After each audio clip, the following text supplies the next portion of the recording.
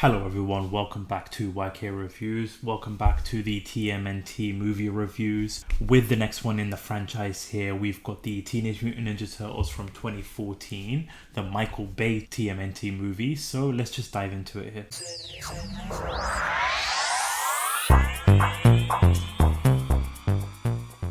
So with this one, it's the Michael Bay version of the Teenage Mutant Ninja Turtles. Now, I remember when this was first coming out, lots of controversy with the original plan was having the turtles be aliens from another planet arriving to Earth, and that was like going to be their backstory. So loads of people not happy with that, even like the designs of the turtles and everything, which we'll dive into because I have a lot to say when it comes to this movie. And for those of you that are fans of this movie, the first movie in particular, I'm really happy that you are enjoying this movie, that you do like this particular movie. For me, growing up as like a Turtles fan, I'll be honest, I wasn't a huge fan of it first time around. Rewatching it right now is just, it really isn't my cup of tea. I just have so many issues with this. I'll try not making this review a rant review because I do have some kind of positives in the movie itself, but we'll get straight into it here because the opening of the movie is sort of like a voiceover work of Splinter talking about the Foot and the Turtles, talking about Shredder and his like presence in New York City. And then we cut to our April O'Neil, played by Megan-Fox. For me, not a great casting choice for April O'Neil, even like in both the movies too. She just doesn't have that April O'Neil presence that you normally get, especially in the live action ones from the 90s. That April O'Neil intuition, the investigation nature of her, and the way she is with the turtles. This one, it just didn't come across at all. And obviously with Michael Bay, to be honest with you, all I can picture with watching this movie was I'm watching a Transformers movie, a Michael Bay Transformers movie, because you've got Michael Bay behind it, you've got Megan-Fox as the main female lead, and it just did not work for me at all. So she's playing April O'Neil, and the beginning of the movie, the opening of the movie, because even with the movie itself, the first half of this movie just felt like a April O'Neil story rather than a Teenage Mutant Ninja Turtles movie, because we didn't really have any focus on the turtles. So the opening part of the movie is you've got her in this containment site, the shipping dock, trying to get more information, trying to interview somebody to get details, but they're just pushing her away, rejecting her. So what she decides to do is, in the evening, like when it's dark, she decides to go back to the shipping dock to then witness the Foot try to steal something from the container, only for shadows of the vigilante in her eyes stopping the Foot and just escaping with putting their symbol on the containment. So she tries to capture this on footage. She goes back to her boss at the news station to try and tell her about this, but they just dismiss her. And again, as I'm mentioning, like when you have like April O'Neil, like the news reporter persona, it just didn't come across that well with her, with Megan-Fox playing the April O'Neil character. And we get this little glimpse of her life in her apartment with her roommate, which honestly was no point of even having her there. She was literally there in two scenes. One where she's having a Skype call with her mom, which I don't know, just made no sense whatsoever to the story. And then another scene where she will call her mom to tell her that she wanted to go home because of like what April O'Neil was doing at the time. So I don't know, like I just don't see the point of those scenes whatsoever. We then get introduced to our Shredder of the movie. He's training right now, and he goes and tells the female character Karai to go and capture the vigilantes. And then now we cut back to this award ceremony with this person getting like recognized, getting this award, which we later come to find out what he's up to later on in this movie. But we come to find out that he actually worked with April O'Neil's father back in the day, and so she's just talking to him. They're talking about like her father, just throwaway scenes basically, not really much in terms of like, yeah, I get they're building up to the character and the reveal later on, but just unnecessary scenes honestly. But after the awards ceremony, her and the character Vern, they work together. They hear gunshots firing because previously Shredder told Karai to use civilians to lure out the vigilantes, to lure out the turtles. So they go into this subway station where they see the Foot rounding up civilians April is going in there and tries to record everything. We see the turtles monitor, we see the turtles seeing this, hearing the police scanner, and then you see them grabbing their weapons. So granted, we have not seen the full look of the turtles, we've not seen the turtles just yet, just little glimpses of shadows and stuff like that. And then now we just see their hands picking up their weapons so that they can go stop the foot. So when they arrive, you just see sort of like the lighting is like flickering on and off. So you're sort of seeing like flashes of the turtles, not a full glimpse of them. So they're running around beating up the Foot Clan, beating up Karai, and then they go and escape through like this yellow tube thingy all the way up to the rooftops. So everybody's escaped and the Foot are all tied up ready for the police. April goes and follows the noise, goes all the way up to the rooftop to take a picture of the turtles, and the flash goes off. And then this, for me, is what I find really strange, is that normally when you get the first interaction between April and the turtles, it's more of like a friendly nature. She faints, they like have this little back and forth. This one though, it's just felt the turtles were so threatening in their presence, like Ralph threatening her, Mikey and Leo not even trying to calm her down, because she does the usual. She sees the turtles, she faints, she then wakes up, and they, again, like, it's just like a threatening presence that they have with it. And then we do get the first look. So it's what, close to like 28 minutes into the movie, we finally get a look at the turtles. And in terms of the costumes of the turtles themselves, I wasn't a huge fan of it first time around. They just look way too big, way too like wide, and just, they don't look like proper turtles. It just looks like they are. You look at these turtles right here, nothing compared to like how they look like. I sort of grew on me throughout the movie and even through the second movie, because what they failed in terms of like the appearance, they made up for in terms of their personality, which I feel like was done quite well. But again, didn't display that in this particular scene when they have April and they're just threatening, intimidating, not having that vibrant, fun personality, and even like the humor that was presented here with Mikey having this thing with her and then even asking about if she has any hot friends. Just that vibe just didn't come across really well. And it's sort of like a minor nitpick, but when it comes to like them explaining who they are, they're teenagers, they're ninjas, they're mutants, they're turtles, I don't know if it's just me, but it just bugged me how she just wouldn't say Teenage Mutant Ninja Turtles, but she said it just in a completely jumbled up way. It's a minor nitpick, but it just bugged me, her not just saying the proper phrase of the Teenage Mutant Ninja Turtles thing. But that's like a minor nitpick. But in the end, they tell her that they erased the phone and they take off. Because they like call each other by their names, she remembers these names. And then we come to find out a little bit about the origin, and this really bugs me with the origin, because we come to find out that the ooze from the TCRI was the ooze that her father was working with. The ooze comes from outer space that these scientists were working on. These scientists had these pet turtles and pet mouse rat. They're the ones that like injected these turtles and the rat with the ooze from outer space, and that's basically where the turtles come from. Now, I don't know if it's just me, but that really bugged me. It's the fact that the ooze came from like outer space. Like, okay, cool, that's fine. But then you have it where the doctors were like injecting it, and for me, I was not a huge fan of that, because for me growing up, the turtles were always in the sewers, underground. They came across this ooze, Splinter found them, Splinter got infected with the ooze. The very next day they became twice the size, became intelligent. So for me, that's the backstory that I have. That's for me the backstory growing up, not this. So that just really bugged me, and especially because you've got April as the one that was connected to them this whole time. I didn't understand that whole objective. So she basically goes and tells her boss about this and ends up getting fired because her boss didn't really believe her at all. But she still goes and pursues the story by telling Vern to go follow her, to go meet the guy, like the scientist guy, the one that she was talking to earlier in the awards ceremony. So she ends up going to like his place to try and get more information. But then we cut to the turtle sneaking into the lair, only to then get stopped by Splinter. In terms of Splinter's look, again, I'm just not a huge fan of the look whatsoever. It was improved in the second movie, but with this one, really not a fan of like how everything was looking with Splinter. His like black hair, his face, it just came across really odd. So again, not a huge fan of Splinter, and even the way his personality was when it comes to how he reacted to the turtles. Like there was even one point where he used his tail to like wrap it around one of the turtles' necks to bring them down, and just sends them to like high shi, which is an interrogation room that he has for the turtles, I just found that very odd. Like, normally you have Splinter giving motivational speeches, getting angry for them for like disobeying his orders, but then explaining to them in a loving way. This one just felt like a general and his soldiers disobeying orders. It just really didn't come across the natural way with Splinter and the turtles whatsoever. But once they do confess about where they go, Splinter tells them to go get April because she's in grave danger, which we cut to then find out that she meets up with this scientist guy,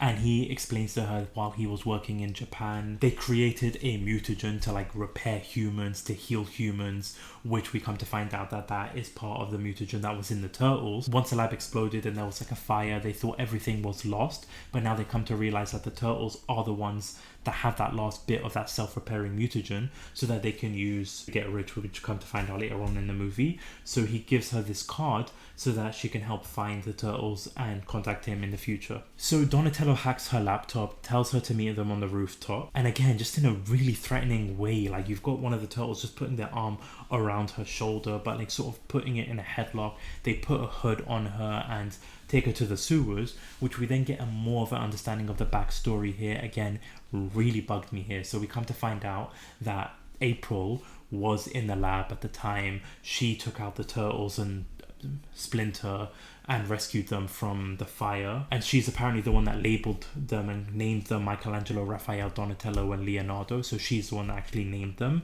and they were sent off to the sewers, where Splinter found a book in the sewers and taught himself how to be a ninja master. He taught himself ninjutsu. So instead of having a master Yoshi, instead of like learning martial arts through his master Yoshi, he learnt it from a book, which then he went on to teach his sons, which I don't know, that I am not liking the writing for the Turtles' origins and the Turtles' backstory, and just having a book be the one that taught Master Splinter ninjutsu just really bugs me for that. And so that scientist guy, which his name is Sax, I remember his name as being Sax. So we come to find out that these two are actually working together, and the card that he gave April earlier did have a tracking device, which then leads the Foot to go to the lair, attack the lair. We come to see Shredder, and even Shredder's appearance too just looked so robotic. Like, it just full on like metal outfit with loads of swords, which I honestly didn't mind at certain points, but just the whole outfit itself just felt very technological and not enough Shredder vibes to it, if that makes sense. But he is fighting with Splinter. Splinter gets a lot of good shots in, but then Shredder is able to overpower him. Raphael and the rest of the turtles are fighting the Foot Ninjas. And in terms of the actual Foot Ninjas themselves, I don't know why Michael Bay chose for them to all have guns in this. Like, the Foot Ninjas have swords or other kind of weapons, like hand-to-hand combat. But with this, it just felt like they were like SWAT soldiers or police soldiers or like hired mercenaries that you'll find in like Marvel or DC or any type of like action movie, rather than having them as like foot ninjas. So you just have them shooting and like gunfire and all that kind of stuff. Just very Michael Bayisms in the action sequences here. Not a lot of like proper like fight sequences or anything like that. Raphael goes off into like a different location and the rubble ends up falling on him. And then you've got Leo, Mikey and Donnie in front of the Shredder. Shredder's threatening to like kill Splinter if they don't put their weapons down. So they do put their weapons down. He ends up stabbing Splinter and then the turtles get captured. So Ralph tries to revive Splinter, but just no luck whatsoever. He thinks that Splinter's gonna die. And then you go from that sequence of like Ralph and Splinter in this emotional scene to then the next scene having Vern try to hit on April and have this comedy moment with Raphael. The tone just was so out of place from one scene to the next scene. I just did not understand that whatsoever. And then you've got Sax basically explaining the whole plot and what their plan is. Basically, he wants to take the DNA from the turtles to create that disease that him and the Shredder want to spread across the whole city, infecting people. And then they reveal that they have a cure. They have the antivirus so that the government can pay them billions of dollars, make them rich so that they can like cure New York City, which, okay, I guess that works for Sax's character, but how does that work for Shredder? Like, I don't get why Shredder would go along with this here, why he would want to gain millions of dollars when he's already established as like the leader of the Foot, this great samurai, why he would need to threaten the government with like this antivirus. I just don't understand that whole point of it. So Ralph, Vern and April arrive to like their headquarters. Ralph tries to fight off the Shredder, but it's just easily overpowered and outmatched. April ends up putting a lot of adrenaline in Donnie, Mikey and Leo to then break them out of the cage. They grab Ralph and they go back to New York City, but you have this really stupid scene where the soldiers are shooting them and they realize that they're bulletproof. Like, I understand the shell of a turtle is really rock hard, so then you've got the soldiers shooting the back of the shells, but then you have them turn around and they realize that they're bulletproof and the bullets are bouncing off of their chest. I'm sorry, but if a bullet goes into a turtle's chest, that's going to hit them. They are not bulletproof whatsoever. They've never been bulletproof. So I just don't understand that choice whatsoever. But then they get into a van and you have this car chase sequence that honestly felt like a scene from Fast and Furious. Definitely Michael Bayisms. There were some decent moments in the whole car chase sequence when they're in the snow, when they're sliding down, when they're working together with their weapons like the shells and spinning around and doing all sorts of like action sequences. There were some decent moments, but it just felt so Michael Bay, like this implement of his action just felt there, and it really didn't need to be in this Teenage Mutant Ninja Turtle movie. So it just was so out of place, felt like a Fast and Furious movie. So they do this whole car chase sequence, end up back in New York City, where they basically split up. So you've got April and Vern going after that Sax guy. That Sax guy reveals that he killed April's father. Vern tries to create a distraction. April hits like one of the buttons where the smoke comes, and then Vern ends up knocking that guy over with like that microscope thingy that you look into, only to get shot in the shoulder. So they get taken care of Sax. You got the turtles in the building. They decide to try go through the elevator, where they're met with a whole bunch of foot soldiers, and so they decide to go to another direction after locking that door. They end up in another elevator where they have this little beatboxing session in the elevator, which, like I said, the personality of the turtles really shine through in this. You've got their moments to shine. This one in particular, where Mikey starts the beatboxing, Ralph joins in, and then the rest of them. Okay, that was pretty good when it comes to their personalities shining through them in like a serious moment, just taking some time to just joke around. That was there at the right place at the right time. But then they get to the rooftop where they end up facing the Shredder. But the Shredder is easily able to overpower them, beat them up one by one and even together. But they come up with this plan of doing Buck Buck, I think it was called. They end up getting kicked off of the ceiling, the rooftop. They use each other to like hang on. They come back. They come up with that idea. So basically it's where one person will jump, try to kick the Shredder, then the next person will jump in front of that turtle, kick or punch the Shredder, and then the next one will jump like that. So it's sort of like a rolling effect. And there was even some weird stuff where you have like the fighting sequence where it goes from slow motion to then fast pace to then slow motion to fast pace. Really heavy Michael Bayisms. And I'm really saying that because it really felt like a Fast and Furious movie turning into a Transformers movie. So they do that. They end up kicking him off of the rooftop as well. But he, of course, ends up coming back. And again, with his outfit, he has so many knives that he ends up throwing the knife to where like the tower is that distributes the disease that will affect all of mankind. They need to hold on to this tower. Shredder has the antivirus where April comes in, tries to take the antivirus. Shredder ends up like pushing her, diving, spearing her off of the rooftop. They're hanging onto this tower where the turtles basically jump to try and like rescue April. They're on this tower falling. Also, Donnie manages to disable the distribution of the disease from the laptop thingy. So essentially it saves from the distribution, but the tower itself has still got the disease. And so once they like are able to catch April, they use April to basically kick the Shredder off. The Shredder goes flying, lands crashing into the floor. He's not dead because you see his fingers move. His fingers actually touch the antigen, the mutation, but to be honest, that never is explored in the next movie. Nothing really comes out of that. I'll explain that and talk about it in the sequel to the movie. But yeah, it basically, the Shredder is still alive, but he's knocked off of the perch. And then you have this sequence where they're falling with the tower and everybody's doing this confession. Mikey confesses that he doesn't understand the ending of Lost. And if you have seen Lost, I'm pretty sure you'll also feel the same way about it. I feel that way too. And then you've got everybody else doing the confession. Ralph, honestly, has a really heartfelt, great confession that he talks about how he doesn't feel like he's good enough, he's harsh on the other turtles. So some really great, emotional, beautiful words done by Ralph. only to then just be taken away by some comedy right afterwards, because you come to find out that they've landed while Ralph was crying and pouring his heart out. But then it just turns out to just be a throwaway gag, which I wasn't a fan of that at all. But they end up basically rescuing New York, even after a whole bunch of buildings and stuff get damaged because of the Michael Bayisms. But they have the mutagen, they end up using it to save Splinter's life, and sort of ends the movie. And then you've got the final sequence where you have the Turtles with their little car end up blowing up Vern's new car because he's got a new role at the new station, and them just saying goodbye to one another.